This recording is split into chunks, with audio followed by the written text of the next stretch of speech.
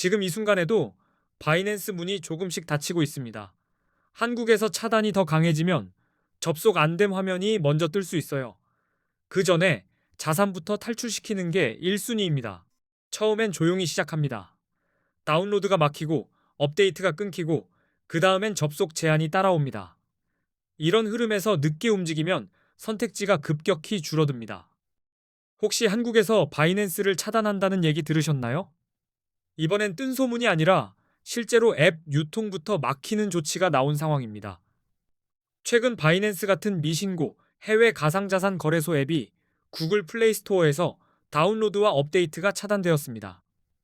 이미 받기 버튼이 안 보이는 분들도 나오고 있습니다. 금융당국의 압박이 커지면서 접속 제한 조치도 진행 중인 흐름입니다. 오늘은 되는데 내일은 안 될 수 있는 그 불안정함 자체가 가장 무섭습니다. 접속이 흔들리면 제일 먼저 곤란해지는 건 이동입니다. 로그인 오류, 인증 지연, 네트워크 혼잡이 겹치면 출금 한번 하려다 땀부터 납니다. 그래서 바이낸스 이용자분들은 바이낸스에 있는 자산을 신속히 다른 거래소나 개인 지갑으로 옮겨야 하는 상황입니다. 미루는 순간 리스크는 본인 몫으로 남습니다. 이번 제재는 금융정보분석원 FIU에 정식 신고하지 않은 해외 거래소를 겨냥한 것입니다. 즉 미신고라는 딱지가 핵심 키워드입니다. 바이낸스는 국내 금융당국 FIU에 가상자산 사업자 VASP로 신고하지 않았다는 이유로 압박을 받는 구조입니다. 신고 여부가 문을 여닫는 열쇠가 됐습니다. 또 하나는 구글 정책입니다. 구글이 한국금융당국 요청에 따라 미신고 해외 거래소 앱을 플레이스토어에서 퇴출시키는 결정을 내린 겁니다. 그리고 시장에서는 세금 이슈도 배경으로 봅니다.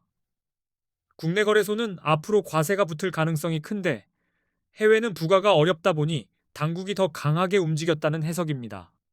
여기서 한 가지, 앱을 괜히 삭제했다가 다시 설치 못하는 분들도 나옵니다. 설치가 막힌 상태라면 지우면 끝이 될 수 있으니 삭제보다 자산 이동을 먼저 우선하세요. 이미 앱을 삭제해버렸다면 VPN을 켜고 외부로 접속을 시도해야 하는 경우도 있습니다. 다만 우회는 언제든 막힐 수 있으니 결국 답은 자산을 밖으로입니다. 기존 이용자분들은 지금 설치돼 있으니 괜찮겠지라고 생각하기 쉬운데요. 당분간은 사용 가능해도 업데이트가 막히면 장기적으로 불리해집니다. 업데이트가 끊기면 보안 패치도 끊기고 앱이 구버전으로 굳어버립니다.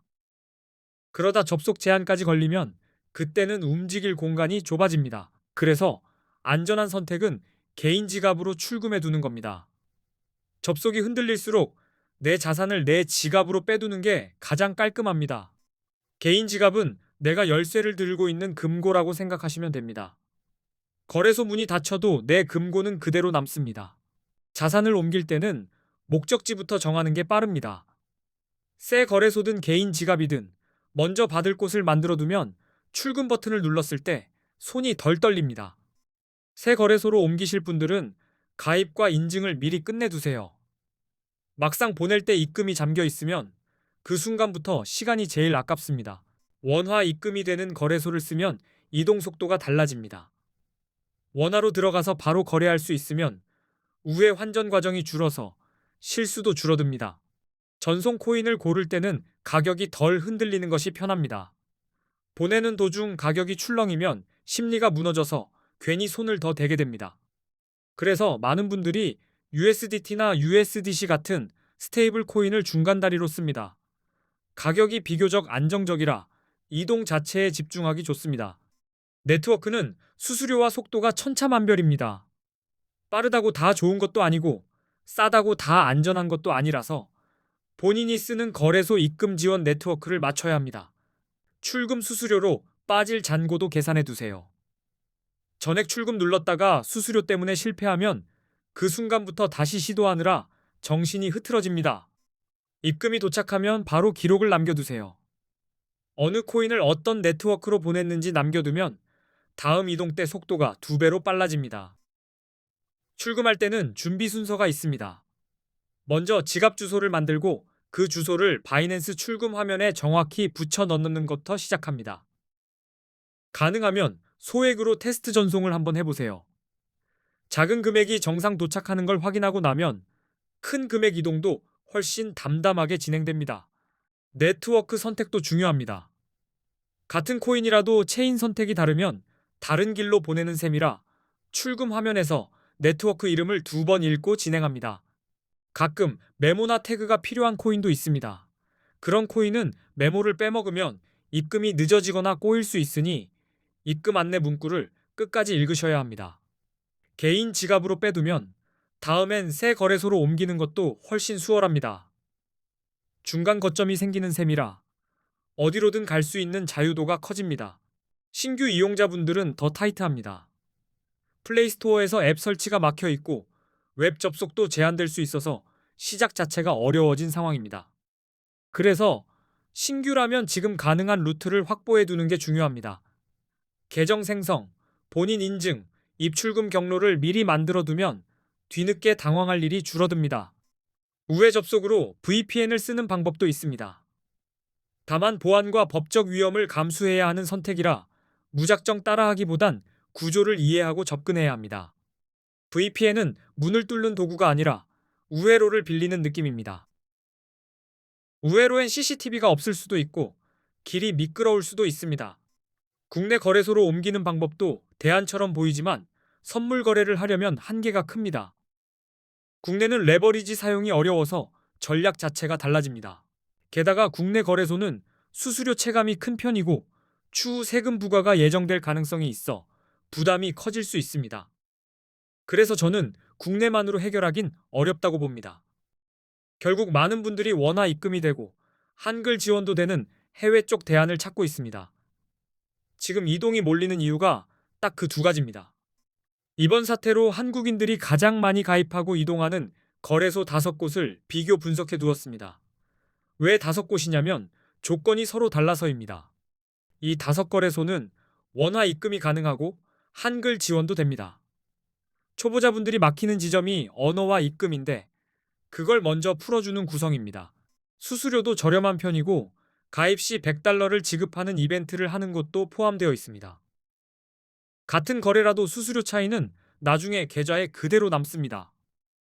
제가 5거래소를 고를 때 본 기준은 간단했습니다. 원화 입금 가능, 한글 지원, 수수료 체감, 그리고 한국인 유입으로 생기는 유동성까지 봤습니다.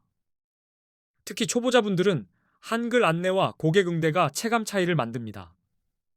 같은 문제라도 한국어로 해결되면 멘탈이 안 무너지고 그게 결국 실수 감소로 이어집니다. 거래소별 장단점, 수수료 구조, 입출금 속도, 체감 포인트까지 고정 댓글에 정리해뒀습니다.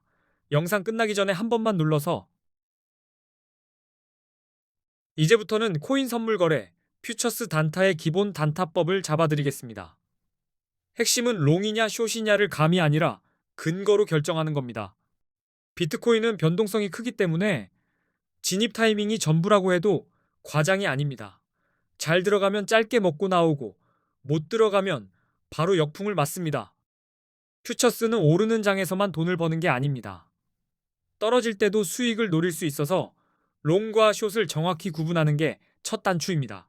롱 포지션은 가격이 오를 거라고 예상하고 들어가는 포지션입니다. 쉽게 말해 상승 쪽으로 베팅하는 매수라고 생각하시면 됩니다. 숏 포지션은 가격이 내려갈 거라고 예상할 때 진입합니다. 하락에 베팅하는 포지션이고 방향을 틀리면 손실이 빨리 커질 수 있습니다. 그리고 레버리지는 힘을 빌리는 장치입니다. 수익도 빨라지지만 손실도 같이 빨라지기 때문에 초보일수록 기준선을 더 단단히 잡아야 합니다. 이제 차트 이야기로 다시 돌아오겠습니다. 단타라고 해서 작은 봉만 보면 오히려 헤맵니다. 큰 추세를 먼저 보고 그 안에서 짧게 먹는 게 훨씬 안정적입니다. 예를 들어 큰 시간대에서 상승 흐름인데 작은 시간대가 잠깐 눌림을 줄 때가 있습니다. 그 눌림이 끝나는 지점이 롱 진입의 예쁜 자리가 되기도 합니다. 반대로 큰 시간대가 하락인데 작은 시간대 반등만 보고 롱을 잡으면 역풍이 세게 옵니다. 방향을 거슬러 싸우는 건 초보에게 가장 비싼 수업료입니다. 그럼 롱은 언제 잡느냐? 첫 번째는 차트에서 강한 상승 추세가 보일 때입니다. 고점을 높여가며 밀어 올리는 흐름이면 롱이 유리해질 수 있습니다. 추세를 더 또렷하게 보는 방법이 이동평균선입니다. 50일 이동평균선이 150일 이동평균선을 위로 돌파하면 골든 크로스라고 하고 강한 상승 신호로 해석됩니다. 가격이 오를 때 거래량이 함께 늘면 시장 신뢰도가 붙는 모습일 수 있습니다. 올라가는데 사람들이 따라 붙는다면 롱 근거가 더 단단해집니다. 뉴스도 반드시 확인하셔야 합니다. 규제 완화, 대형 기관 투자자 진입, ETF 승인 같은 재료는 상승 압력을 키우는 불씨가 되기도 합니다. 반대로 숏은 하락 추세에서 유리합니다. 저점이 계속 낮아지고 반등이 약해지는 패턴이 이어지면 숏 쪽이 더 편한 자리일 수 있습니다. 기술적으로는 50일 이동평균선이 150일 이동평균선 아래로 내려갈 때 데드 크로스라고 합니다. 시장이 아래로 기울 수 있다는 신호로 해석됩니다. 거래량도 힌트를 줍니다. 가격이 오르는데 거래량이 줄어들면 상승이 힘을 잃고 있다는 신호일 수 있고 그때 숏 근거가 생길 수 있습니다. 부정적인 뉴스는 하락을 당깁니다. 규제 강화, 해킹 사고, 주요 국가들의 규제 정책 강화 같은 소식이 나오면 공포가 가격을 아래로 끌어내릴 수 있습니다. 이제 보조 지표를 활용해 보겠습니다. 비트코인 시장에서는 기술적 분석이 중요하고 대표적으로 RSI, 맥D, 볼린저 밴드를 많이 씁니다. RSI는 과매수와 과매도를 보여줍니다. 70 이상이면 과열로 보고 숏을 고려할 수 있고 30 이하이면 과매도로 보고 롱이 유리할 수 있습니다. RSI 70이 나왔다고 무조건 숏 30이 나왔다고 무조건 롱은 아닙니다. 추세가 강하면 과열이 오래가기도 하니 반드시 추세와 같이 보셔야 합니다.